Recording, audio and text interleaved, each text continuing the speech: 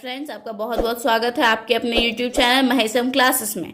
Friends, आज हम लोग बात करने वाले हैं अल-बिरूनी द्वारा भारत की जाति प्रथा के विवरण में कुछ प्रतीकात्मक त्रुटियां हैं, उन्हीं के बारे में आज हम लोग वर्णन करने वाले हैं या विवेचना करने वाले हैं। तो चलिए फ्रेंड्स, बिना देरी किए स्टार्ट करते हैं। स्टार्ट करने से पहले फ्रेंड्स, अगर आपने अभी तक हमारे यूट्यूब चैनल को लाइक शेयर सब्सक्राइब नहीं किया है तो कर दें।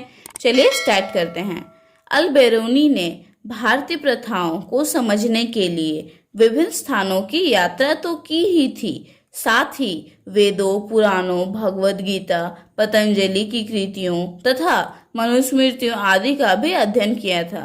मतलब जो अल-बिरूनी थे, उन्होंने भारतीय प्रथाओं को समझने के लिए बहुत सारे स्थानों की यात्रा की थी और यात्रा के साथ साथ उन्होंने वेदों को, पुराणों, भगवद गीता, पतंजलि की कृतियों और मनुस्मृतियों का भी अध्ययन किया था। पॉइंट नंबर 1 है फ्रेंड्स, अल-बिरूनी ने भारतीय जाति व्यवस्था को संस्कृत के धर्म ग्रंथों के आधार पर समझने का प्रयास किया। मतलब अल-बिरूनी जो थे, उन्होंने भारत की जाति व्यवस्था को समझने के लिए संस्कृत धर्म ग्रंथों का प्रयास किया, उसी से उन्होंने सीखने की कोशिश की।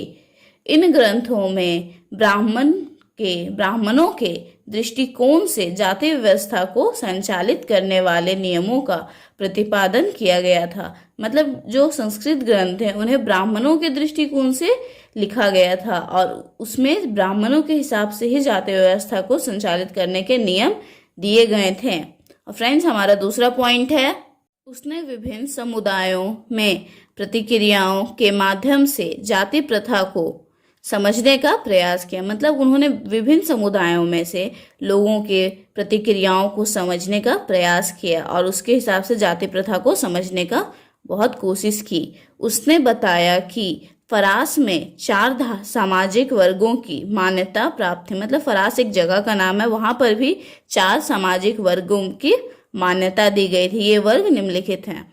तो पहला वर्ग था घोड़सवार और शासक, दूसरा वर्ग था भिक्षु, अनुष्ठानिक, पुरोहित तथा चिकित्सक, तीसरा वर्ग था खगोल शास्त्री तथा वैज्ञानिक, चौथा वर्ग था कृषक तथा शिल्पकार। तो फ्रेंड्स, ये 4 वर्ग थे जिन्हें फरास में मान्यता दी गई थी। इसके आगे का है फ्रेंड्स, इसके माध्यम से वह यह बताना चाहते थे कि ये सामाजिक वर्ग केवल भारत तक ही सीमित नहीं है। मतलब उनका कहने का मतलब ये था कि ये जो सामाजिक वर्ग हैं, ये सिर्फ भारत तक ही सीमित नहीं है, ये विभिन्न देशों में विभिन्न स्थानों पर ये सामाजिक वर्ग बांटे गए हैं, बनाए गए हैं। उसने यह भी दर्शाया कि इस्लाम में सभी लोगों को समान माना जाता है। मतलब जो बिरूनी जी थे, उन्होंने यह भी बताया कि इस्लाम धर्म में सभी लोगों को समान माना जाता है और उनमें भिन्नताएं केवल धार्मिकता के पालन में होती थी। जाति प्रथा के संदर्भ में वह ब्राह्मणवादी व्याख्या मानता था। मतलब जो बिरूनी थे, वे जाति प्रथा के रूप में वो ब्राह्मणवादी की व्याख्या को मानते थे। मतलब ब्राह्मणों द्वारा जो संस्कृत में धर्म ग्रंथ लिखे गए थे, वो उन्हें मानते थे, परंतु उसने अपवित्रता की मान्यता को स्वीकार नहीं किया। मतलब उन्होंने जो अपवित्रता की मान्यता थी, उसे कभी स्वीकार नहीं किया।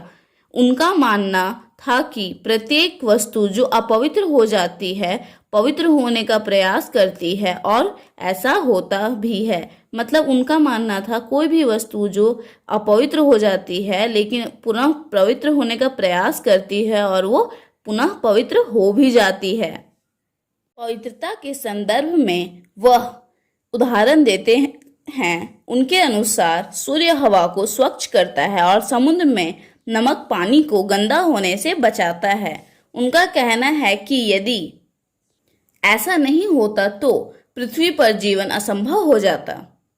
मतलब उनका मानना है कि जैसे सूर्य हवा को स्वच्छ करता है और समुद्र में नमक पानी को गंदा होने से बचाता है, उसी तरह अगर कोई चीज एक बार दूषित हो जाती है या अपवित्र हो जाती है तो वह पुनः पवित्रता को प्राप्त कर लेती है। उनके अनुसार जाति व्यवस्था से जुड़ी अपवित्रता की धारणा प्रकृति के नियमों के प्रतिकूल थी। मतलब अल-बिरूनी का मानना था कि अपवित्रता की धारणा प्रकृति के नियमों के प्रतिकूल थी, मतलब प्रकृति के नियमों से विरुद्ध थी।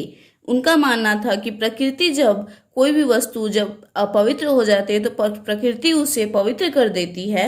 उसी प्रकार अगर कोई अपवित्र है तो वह पुनः पवित्रता को प्राप्त कर लेता है। तो फ्रेंड्स, आज के इस वीडियो में बस इतना ही।